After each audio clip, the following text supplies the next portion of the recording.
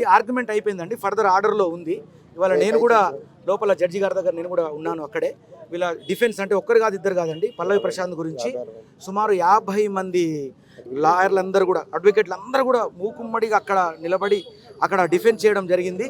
తర్వాత చాలా సానుకూలంగా జడ్జి గారు స్పందించడం చాలా ఆనందకరం. కళాకారుడి తరఫున జడ్జి గారు చాలా సుముఖంగా స్పందిస్తూ రేపు ఆయనకు 100% బెయిల్ ఇచ్చేటువంటి అవకాశం నాకు ఈరోజు కనపడిందండి. నేను లోపల ప్రత్యక్షంగా ఉన్నాను.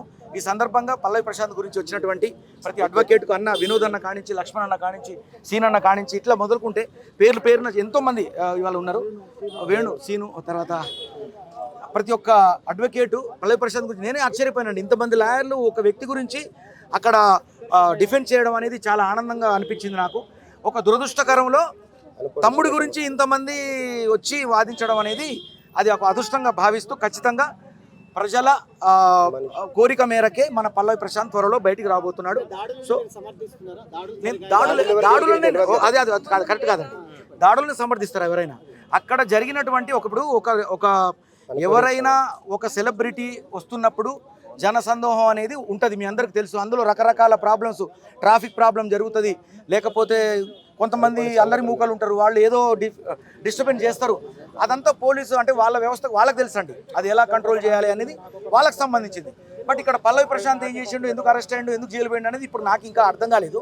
నాకు ఈ యొక్క సెక్షన్ల గురించి నాకు ఏం అనుభవం లేదు. వీళ్ళ దగ్గరకు వచ్చేటప్పటికి అసలు విషయం బయటపడింది. చాలా సింపుల్గా బయటకు వచ్చేటువంటి అవకాశం ఉంది. అతని మీద ఎలాంటి కేసులు లేవు.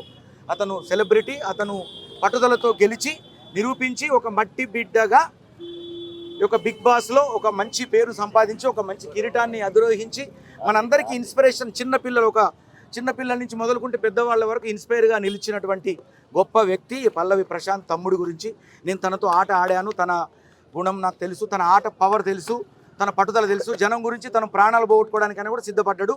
మీ అందరికీ తెలుసు. ఎదురుబొచ్చే ఇప్పటికి కూడా నొత్తది అన్న, ఈ గుండె ఎంత నొత్తాదని చెప్పేది రోజు ఎప్పటికీ. లోపల ఏడ్చినా కూడా నేను అతని గురించి పాటలు పాడినా బయటకు వచ్చిన తర్వాత తన విషయంలో దురదృష్టం జరిగినందుకు ఇప్పుడు అలాగే స్పందించి వచ్చిన నాకు తోడుగా 50 మంది అడ్వకేట్లను పడడం చేతులెత్తి మొక్కుతూ మీ కళావందనాలు. Thank you.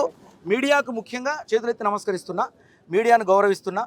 పల్లవి ప్రశాంత్ తరఫున మీడియాలో ఏమైనా తప్పులుగా ఉంటే మీడియాను నా తరఫున క్షమించండి.